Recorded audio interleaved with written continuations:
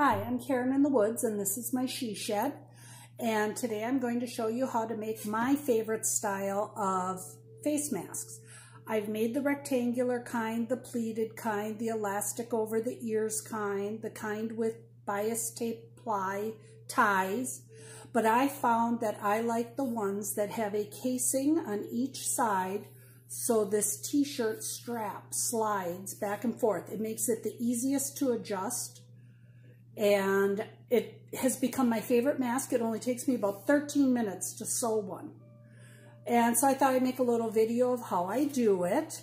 So what I have here are cut out pieces of fabric, and I'm using the pattern from Sweet Red Poppy, but I'm adding about close to an inch on the end of it. That helps me make the casing. So this is the pattern cutout I'm using. I'm using fabric. I'll use solid colored fabric for this one so we can see it better, but it's fun to make them out of prints too. So I got all different fun prints cut out.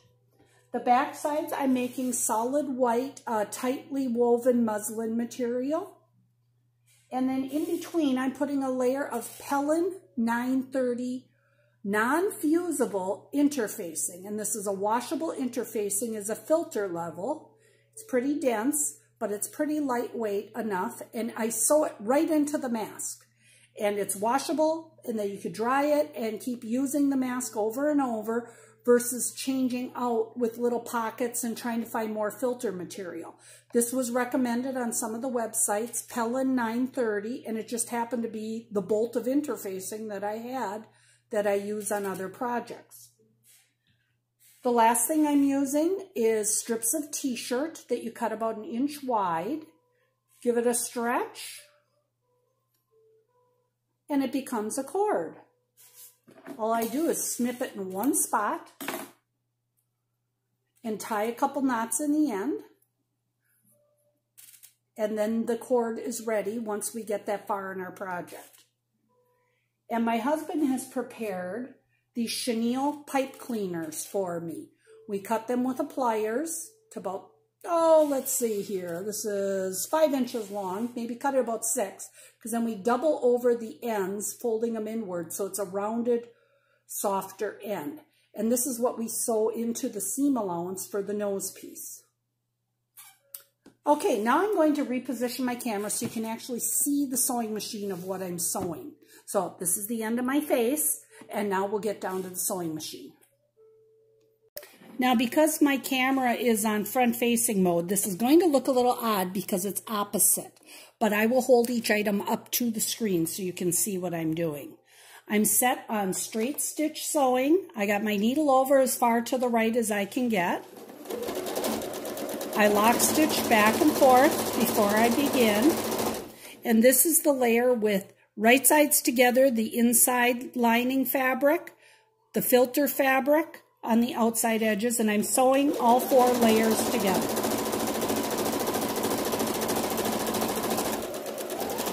Right away, I grab my front fabric and I do the same. I'm sewing just the curve of the nose, going forward and backward.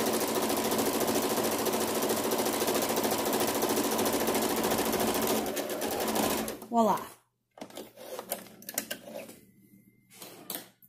This isn't rocket science. You don't have to be absolutely perfect with your selvages. But now I've sewn my seams. Now I take a little scissors and I snip, snip, snip, snip, snip along the seam allowance on the curve. This helps it curve outward better once it's reversed. Now it's time to match up the seams, right sides together. So we're going to open these up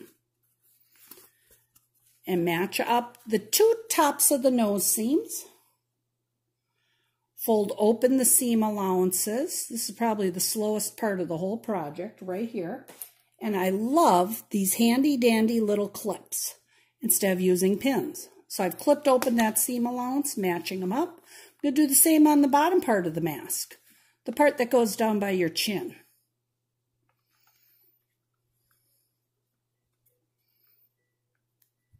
Again, I fold them open, grab a clip, and clip them. Now I just kind of guide the rest of the mask together, and I throw a clip on each end just to kind of hold the fabric together.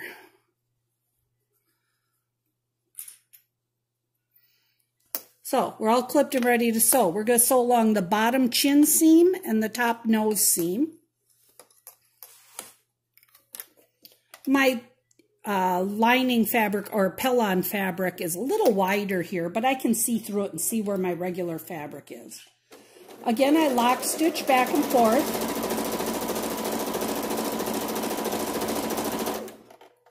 When I get up close here to the nose seam, I remove my little clip. I get over the hump. I try to leave a little extra seam allowance along the top of this bridge of the nose because that's where we're going to put the pipe cleaner.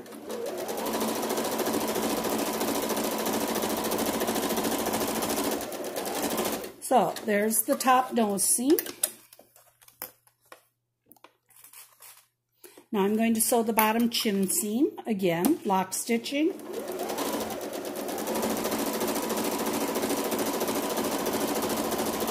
I get close to the clip, remove it, kind of hold it down into place. Kind of double check my fabric here.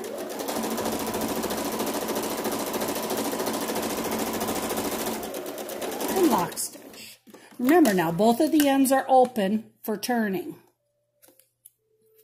So we've sewn the chin seam and the top seam. Now we're going to take a pipe cleaner, a chenille pipe stem, kind of bend it a little bit. Remember, the ends are turned over, so they're softer bumps. Line it up within the seam allowance of the nose seam. Now here's where you got to change your sewing machine over to zigzag. I put mine on to the widest zigzag I can do and about the narrowest stitch I can do to kind of, or not narrowest, but a narrower stitch. And I carefully sew over this pipe cleaner without hitting it with my needle. I back stitch at the beginning of it to kind of cover up that curved over bump. And it kind of encloses the tip. Now remember, I am sewing within the seam allowance here. I am not stitching into the mask itself. I'm just attaching this chenille pipe cleaner. And sometimes the foot catches that very end, so I gotta make sure I feed it under. And there. So see, it's all enclosed in zigzag within the seam allowance. And then that way you can bend it to fit the face, and it's still washable. Okay, this is the most intense part is we're going to turn this now right sides out. We have to open it up right here and tuck, tuck, tuck, tuck. I don't even trim the strings. They can stay inside the mask.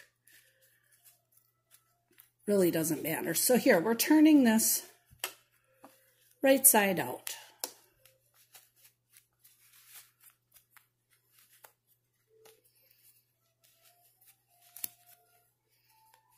Of course, it's taking me longer because I'm doing this on camera. There we go. So now we're reversed. We have two open ends and we have two seamed sides. Stretch it out a little bit. And now I use my clips and I clip, roll this because you can feel that pipe cleaner is within that edge of that seam. Stick a little clip.